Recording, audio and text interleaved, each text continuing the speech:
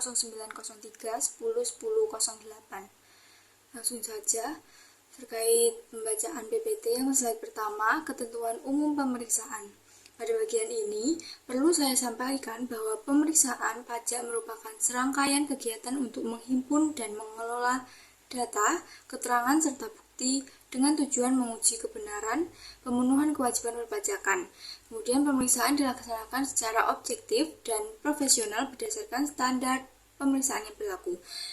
Pemeriksaan sendiri dibagi menjadi dua. Yang pertama, pemeriksaan bukti permulaan, yaitu pemeriksaan yang dilakukan untuk mendapatkan bukti permulaan tentang adanya dugaan telah terjadi tindak pidana di bidang perpajakan.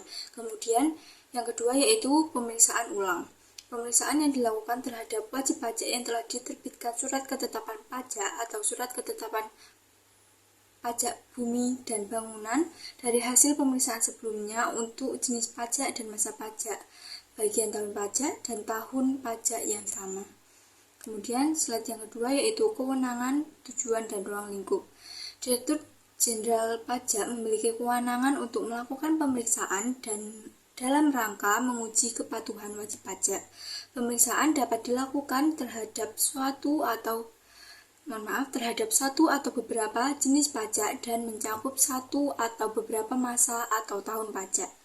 Jenis pajak yang menjadi objek pemeriksaan yang pertama yaitu pajak penghasilan, pajak pertambahan nilai, pajak penjualan atas barang mewah atau PPNBM, bea materai, pajak bumi dan bangunan, pajak penjualan, pajak karbon, dan pajak lainnya yang diadministrasikan oleh Direktorat Jenderal Pajak. Kemudian, tipe pemeriksaan. Terdapat 3 tipe pemeriksaan. Pertama, pemeriksaan terlengkap yang mencakup seluruh pos dalam SPT. Kedua, pemeriksaan terfokus yang hanya menilai beberapa pos tertentu secara mendalam. Yang ketiga, pemeriksaan spesifik yang dilakukan secara sederhana pada pos tertentu. Kemudian slide yang selanjutnya yaitu jangka waktu pemeriksaan. Jangka waktu pemeriksaan ditetapkan sebagai berikut: 5 bulan untuk pemeriksaan lengkap, 3 bulan untuk pemeriksaan terfokus, dan 1 bulan untuk pemeriksaan spesifik. Kemudian slide hak dan kewajiban pajak. Wajib pajak berhak memperoleh penjelasan terkait tujuan dan ruang lingkup pemeriksaan, menerima temuan sementara maupun SPHP, serta menghadiri pembahasan akhir. Kemudian wajib pajak juga berkewajiban menyediakan dokumen, data elektronik, serta akses yang diperlukan oleh pemeriksa. Kemudian, proses pelaksanaan pemeriksaan. Proses dimulai dari penerbitan surat perintah pemeriksaan dan penyampaian pemberitahuan kepada wajib pajak.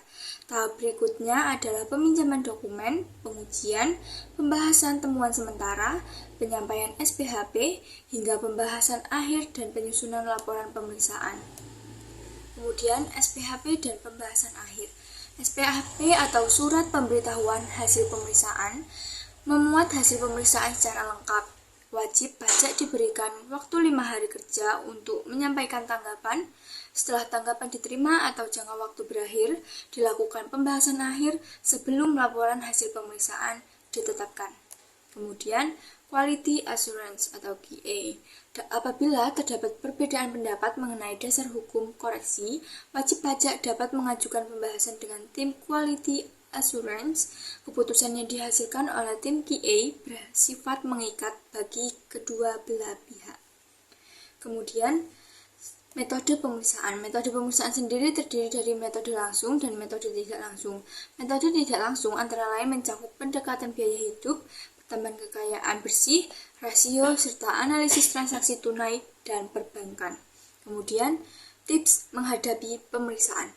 Dalam menghadapi pemeriksaan, wajib pajak diharapkan menyiapkan dokumen secara lengkap, memahami hak dan kewajiban, menjaga komunikasi yang baik dengan pemeriksa, serta memberikan tanggapan terhadap temuan secara cermat dan berbasis bukti. Mungkin itu saja pemaparan PPT dari saya. Kurang lebihnya mohon maaf. Wassalamualaikum warahmatullahi wabarakatuh.